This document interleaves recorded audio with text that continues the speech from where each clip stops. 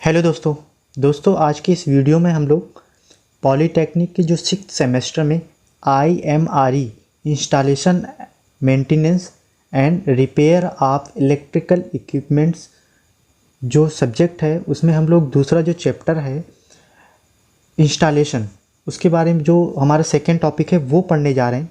दोस्तों सबसे पहले मैं आपको यहाँ पर सिलेबस दिखा दे रहा हूँ, ठीक है ना दोस्तों, जिससे कि आपको थोड़ा सा यकीन हो जाए कि आप जो कुछ भी आपको बताया जा रहा है वो सारा का सारा आपके सिलेबस के अकॉर्डिंग दिया जा रहा है। तो पहला जो पॉइंट्स था यानी कि जो पहला टॉपिक था 1.2.1 उसको हमने कंप्लीट कर दिया। उसमें से हमारा था इंस्टॉलेशन ऑफ, उसमें इंस्टॉलेशन करना था जैसे स्टील टावर का, इंसुलेटर का, कंडक्टर्स का, या फिर क्लियरेंस कैसी कितनी रखनी होती है, यानी कि अगर कोई नदी है उसको कोई लाइन हमारी पार कर रही है तो कितना क्लियरेंस रखना होगा। ये सारा का सारा हम लोग इसके पहले बात कर चुके हैं, यानी कि कंप्लीट करवा दिया। अब इसके बाद आज की इस वीडियो में हम लोग देखने जा रहे हैं लेइंग ऑफ अंडरग्राउंड केबल्स, ठीक है ना दोस्तों।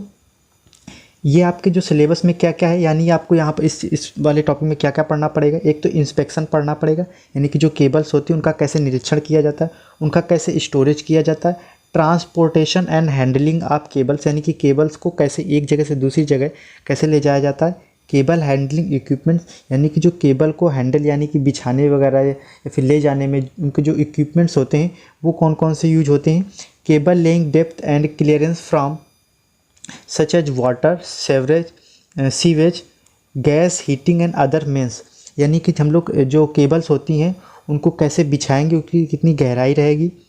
इसके बाद telecommunication lines cables coordination with this service, यानी कि जो अगर कोई टेलीकम्युनिकेशन लाइन है उसके साथ में हमारी अगर पावर लाइन जा रही है, पावर केबल लाइन जा रही तो उसमें कितना क्लियरेंस वगैरह देना होगा। एग्जीक्यूशन ऑफ ट्रेंचेस, ट्रेंचेस का मतलब होता है खाई, यानी कि जो खाई बनाई जाती है वो कितने प्रकार की होंगी, कैसे बनाई जाएंगी खाई। डायरेक्ट केबल लेइंग मेथड, ये केबल बिछाने की कुछ विधियाँ होती हैं, जैसे direct cable laying method, laying of cable from the drum, यानी कि जो ड्रम होता है यानी कि जिस पे हमारी जो केबल लिपटी हुई होती है उससे कैसे हम लोग उसे हटाते हैं। केबल लेइंग इन ट्रेंचेस, और उसके बाद हम लोग उसको खाई में किस प्रकार से बिछाते हैं। Taking all measurements and making drawing, इन सब की ड्राइंग को भी आपको बनाना पड़ेगा। बैक फिल ट्रेंचेज अर्थ और सैंड, लेइंग प्रोटेक्टिव लेयर्स, यानी कि पाइप्स, कंड्यूट्स, यानी कि पाइप वगैरह या कंड्यूट वगैरह में इन सबको कैसे केबल बिछाई जाएंगी, ये सब सारा का सारा देखेंगे। तो सबसे पहले आप देख ही रहे होंगे, सबसे पहले हमारा टॉपिक क्या है, inspection, storage, transportation and handling of cables and cable handling equipments. ये टॉपिक आप सबसे पहले पढ़ेंगे हम लोग।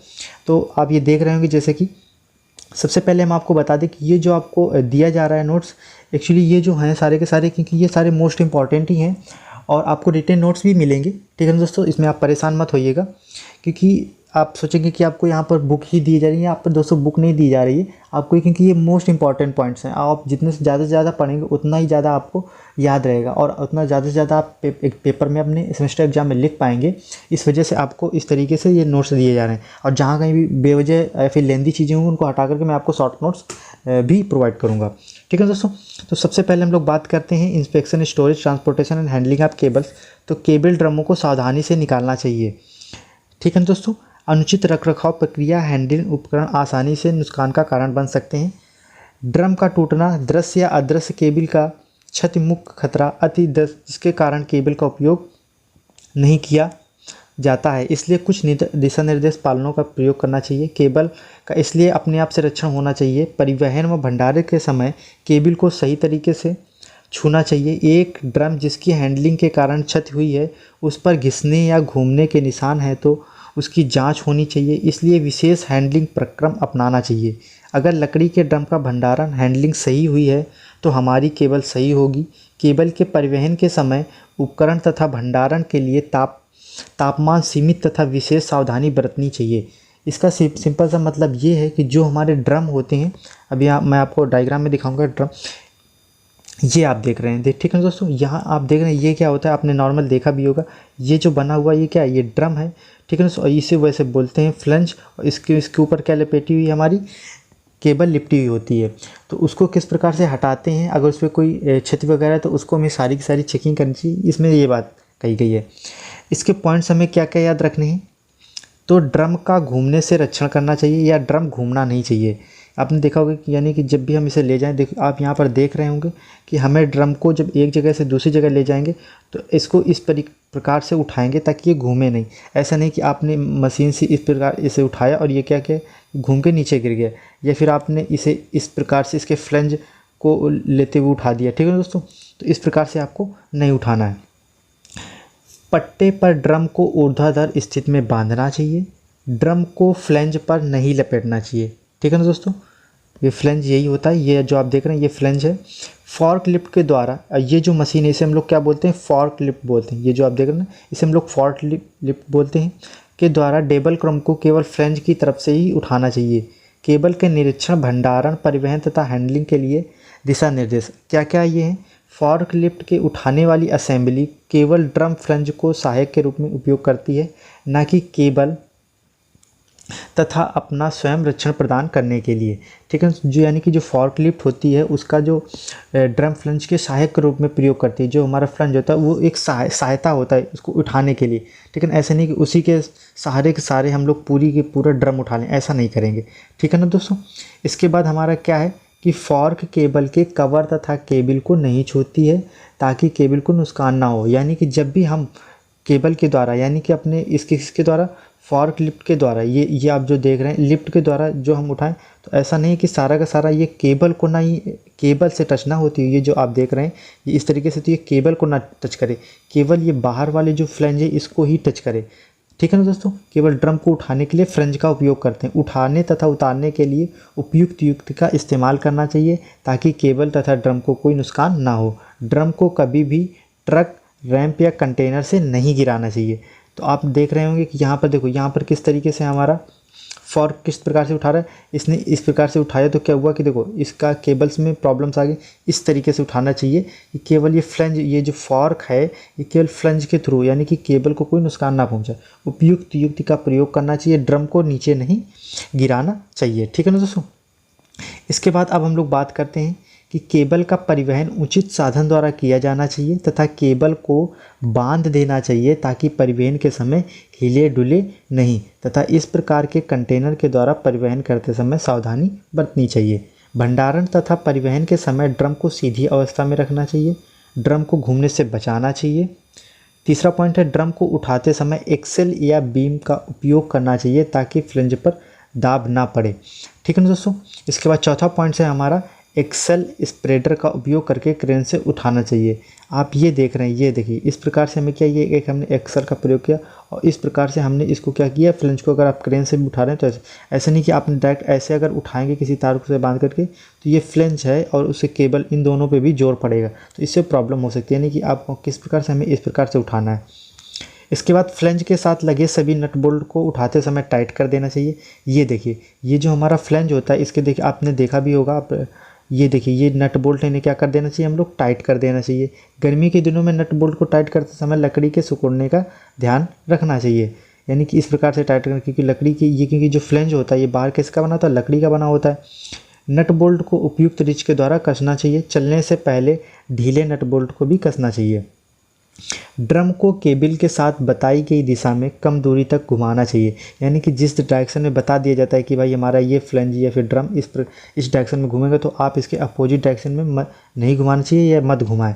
प्रत्येक ड्रम को एक अलग नंबर दिया जाता है। केबल के द्वारा ड्रम पर दोबारा से ड्रम पर चढ़ाते समय ड्रम के नंबर का विशेष ध्यान रखना चाहिए, अन्यथा केबल ड्रम पर सही से नहीं आएगी। इसका मतलब सिंपल सा ये है कि जो जैसे हमारा अगर ये एक ड्रम है तो इसका एक स्पेसिफिक हम लोग 1 2 3 कुछ भी ऐसा नंबर दे देंगे ताकि कि इसमें याद रखता है कि मतलब रहता है कि इसमें कितने mm की केबल हमें रखनी है।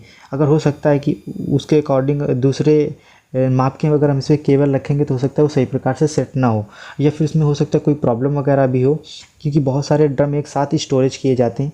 क्योंकि जहाँ पर कंपनी होती है वहाँ पर बहुत सारे ड्रम होते हैं तो पहचान में नहीं आता है, तो इस वजह से इसकी पहचान भी देनी चाहिए। सभी ड्रम को केवल एक लेवल पर रखना चाहिए, अन्यथा पहचान में परेशानी होनी। यानी कि जैसे जो एक साइज के हैं, जिस मतलब एक कुछ ऐसे हैं कि अगर उसमें किसी ड्रम में हमारी 50 mm की केबल है तो 50 mm की केबल वाले जितने भी ड्रम उनको एक साथ रखना चाहिए। अगर 100 mm वाले तो 100 वालों को एक तरफ रखना चाहिए। ड्रम के ऊपर सही से निशान लगाना चाहिए तथा दिए गए निशान की दिशा में ही घुमाना चाहिए। इसके बाद ये अब हम बात करते हैं इसके स्टोरेज की, कैसे इसको स्टोर करेंगे। तो ड्रम केबल ड्रम का भंडारण सावधानी से करना चाहिए। उचित भंडारण के कारण केबल ड्रम को नुकसान हो सकता है, यानी कि अगर आपने अनुचित रूप से भंडारण किया तो केबल को नुकसान हो सकता है। ड्रम को कुछ दिशा निर्देश का पालन किया जाना चाहिए। भंडारण तथा परिवहन के समय केबल का अपने आप से रक्षण किया जाना चाहिए। अनुचित तरीके से आपस में एक दूसरे को नहीं छूना चाहिए। ड्रम को घुमाने से पहले निरीक्षण किया जाना चाहिए। ड्रम की फ्लैंज के अंदरूनी हिस्से से निकले हुए किनारों को चेक करना चाहिए। ड्रम को आगे बढ़ाने से अंदर की परत को हटा देना चाहिए, ठीक है दोस्तों। यानी कि ड्रम को आगे बढ़ाने से अंदर की परत के किनारों को हटा देना चाहिए। अब ये हमारे पॉइंट्स हैं जो स्टोरेज से, तो आपको इतना तो मैंने आपको एक इंट्रो टाइप में बताई। जो आपको पॉइंट्स याद रखने हैं वो ये याद रखने हैं कि एक क्षतिग्रस्त ड्रम की जांच होनी चाहिए तथा नए ड्रम पर रिवाइंडिंग करते समय विशेष प्रक्रिया अपनानी चाहिए। यानी कि अगर किसी भी ड्रम में कोई प्रॉब्लम्स आ गई तो उसकी जांच करनी चाहिए और रिवाइंडिंग करते थे, यानी कि दोबारा उस पर केबल लपेटते समय विशेष प्रक्रिया अपनानी चाहिए। अंदर के लिए उपयोगी केबल को अंदर ही रखा रहना चाहिए, यानी कि जो उपयोगी केबल है, अगर जैसे ये आपने देखा ये आपका फ्लैंज, तो केबल केवल इतने ही अंदर पर रहे, इन फ्लैंजों के बाहर हमारी केबल नहीं निकलनी चाहिए, ठीक है दोस्तों। ड्रम पर सभी केबलों को उपयुक्त सुरक्षा पैकेज के साथ संरक्षित किया जाना चाहिए, जैसे काली प्लास्टिक सीट आदि द्वारा, ठीक है ना दोस्तों। इसके बाद 5वां पॉइंट्स है, यानी कि सिंपल सा है कि जो जैसे अगर हमारा वो पैकिंग हो गई तो उसके ऊपर एक काली पन्नी वगैरह मतलब उसे कवर कर देना चाहिए। केबल को विशेष रूप से काले कवर प्रत्यक्ष रूप से सूरज की रोशनी पे संपर्क में आने से निर्धारित तापमान से अधिक गर्म हो जाएगी। अतः सुनिश्चित किया जाना चाहिए कि केबल का तापमान भंडारण के लिए अनुमत अधिकतम तापमान से अधिक नहीं होना चाहिए, ठीक है। इसका सिंपल सा मतलब ये है कि देखो जैसे अगर हमने काली पन्नी से कवर कर दिया है तो उसको इतना भी नहीं कि बहुत ज़्यादा डायरेक्ट धूप में रखें, ठीक है ना दोस्तों। उससे क्या है कि एक मैक्सिमम लिमिट तक ही उसे हम लोग अधिकतर तापमान पर रख सकते हैं। सूरज की रोशनी के सीधे संपर्क में आने से बचाने के लिए केबल का रक्षण उपयुक्त पैकेजिंग जैसे डार्क पन्नी या छाया में भंडारण करना चाहिए। यानी कि स्टोरेज का मतलब यानी कि हमें जो ड्रम है वो छाया वगैरह में रखना चाहिए, क्योंकि अगर आपने काली पन्नी से ढका है तो उस पर सूर्य का प्रकाश अगर डायरेक्ट पड़ेगा तो उससे टेम्परेचर भी वगैरह बढ़ सकता है और केबल को प्रॉब्लम्स हो सकती है। केबल के सिरों को ड्रम के साथ जोड़ना चाहिए, ठीक है ना दोस्तों। यानी कि जो केबल की जो सिरे हैं वो ड्रम के साथ जोड़ देनी चाहिए ताकि परिवहन, हैंडलिंग व भंडारण में ढीले ना हो, यानी कि जो केबल है वो ढीली ना हो।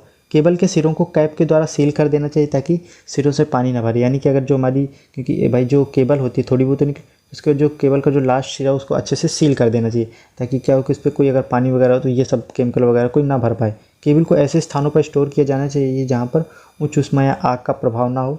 केमिकल और पेट्रोल के गिरने वाली जगह से बचाना चाहिए। सिंपल सा ये मतलब तो आप समझ ही गए होंगे। केबल की प्रयुक्त साफ, ठीक है ना, साफ स्थानों पर भंडारण किया जाना चाहिए।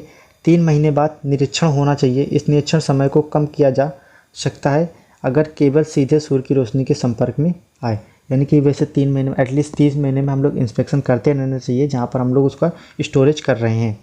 इसके बाद 10वां पॉइंट आप देख रहे होंगे कि क्षतिग्रस्त ड्रमों को सावधानीपूर्वक चेक करना चाहिए। इस प्रकार के ड्रमों को परिवहन करते समय विशेष सावधानी बरतनी चाहिए। ड्रम का घूमने से रक्षण करना चाहिए, यानी कि ड्रम हमारे रोल ही ना करते हैं क्योंकि इससे भी प्रॉब्लम आ सकती है, ठीक है ना। यानी कि आपने देखा कि हैंडलिंग कैसे, आपको ऐसे हैंडल नहीं करना है। इसके बाद 12वां पॉइंट है हमारा कि पैलेट पर ड्रम को सीधी अवस्था में फिक्स रखना चाहिए। आपको देखो ये जो सिंपल रखने का जो तरीका है ऐसे गुटके लगा करके ऐसे रखना चाहिए, ऐसा नहीं कि आप इसके ऐसे बाहर, क्योंकि ऐसे क्या होगा कि एक दूसरे के ऊपर इसमें बाहर आता चला जाएगा, हो सकता है ये वाली जो फ्लैंज है ये हमारी टूट भी जाए, ठीक है ना दोस्तों। इस प्रकार से भी हमें नहीं रखना चाहिए ड्रम को, जैसे एक ये रखा है फिर एक ऊपर एक, तो ऐसे भी नहीं रखिए, सिंगल ऐसे करके हमें रखना चाहिए, ठीक है ना दोस्तों। इसके बाद ड्रम को कभी फ्लंज पर नहीं रखना चाहिए, फ्लंज पर ढेर नहीं लगाना चाहिए। सिंपल से मतलब वही बताएं कि फ्लंज के ऊपर फ्लंज, यानी कि ड्रम के ऊपर ड्रम नहीं लगाना चाहिए, यानी कि ढेर इस प्रकार से नहीं लगाना चाहिए। अब ठीक है ना दोस्तों, अब हम लोग बात करते हैं कि केबल हैंडलिंग इक्विपमेंट्स, यानी कि जो केबल को हैंडल का मतलब वही उठाने रखने, इन सब में इक्विपमेंट्स कौन कौन से यूज होते हैं, कैसे यूज होते हैं। तो केबल हैंडलिंग उपयंत्र अलग अलग उद्योगों में उपयोग किए जाते हैं। तेल तथा गैस खान की वस्तुओं में सरकार द्वारा तथा सेना द्वारा लगी हुई केबल लपेटने की रील या फिर की उच्च क्वालिटी की टेंडम एक्सिल डबल रील या विद्युत या हाइड्रोलिक ब्रेक के साथ, यानी कि ये आप सिंपल सा इतना समझिए कि जो केबल को जो हैंडल किया जाता है वो इक्विपमेंट्स कौन कौन से होते हैं। तो पहला इक्विपमेंट्स आपको याद रखना है हाइड्रोलिक केबल जैक सेट, ये आप देख रहे हैं, ये है हाइड्रोलिक केबल जैक्स। हल्के हाइड्रोलिक ड्रम जैक बहुमुखी होते हैं तथा कम समय में ड्रम के हिसाब से एडजस्ट किए जाते हैं।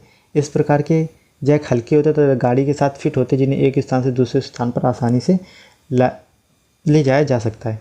इसके बाद जैक टावर, तो आपने वैसे तो नॉर्मली इस प्रकार के आपने ये जैक देखो, ये आपने देखे भी होंगे, ठीक है ना दोस्तों, इस प्रकार से आपने देखे भी। तो जैक 20 टन के ड्रम को इन जैक टावरों की सहायता से आसानी से उठाया जा सकता है तथा इन्हें उच्च क्वालिटी की स्टील के द्वारा बनाया जा सकता है। सिंपल सा अगर 20 टन तक के अगर आपके ड्रम को उठाना है तो इस प्रकार के जैक का आप प्रयोग कर सकते हैं। ये आपने जैक देखे भी होंगे नॉर्मल से, ठीक है ना दोस्तों। ये देखिए, तो इसे हम लोग कौन सा बोलते हैं, तो इसे हम लोग बोलते हैं जैक टावर, इसे बोलते हैं स्क्रू जैक, ठीक है ना दोस्तों, और इसे बोलते हैं हम लोग जैक प्लिंथ। तो इस प्रकार से ये 2 प्रकार, तो इस प्रकार से आप हैंडल कर सकते हैं केबल का। सो दोस्तों, अगर ये वीडियोस आपको थोड़ा सा भी हेल्पफुल लगे और तो प्लीज़ हमारे चैनल को सब्सक्राइब कीजिए। और अगर आपको इसका PDF चाहिए तो आप हमारे टेलीग्राम चैनल बना हुआ है, इसकी लिंक हमारे डिस्क्रिप्शन में मैं आपको दे दूँगा। नहीं तो चैनल का नाम है पॉलीटेक्निक लर्निंग 77, आपको कोई स्पेस नहीं देना, आप टेलीग्राम पे सर्च करिए, वहाँ आप ज्वाइन कर लीजिए। आपको PDF और इम्पॉर्टेंट इन्फॉर्मेशन आपको रेगुलर मिलती रहेगी, ठीक है ना दोस्तों। सो दोस्तों, अगर आप ऐसा डाउट है जो आपको समझ में नहीं, ऐसे कोई भी पॉइंट्स जो समझ में नहीं आया, तो आप कमेंट्स करके बता सकते हैं।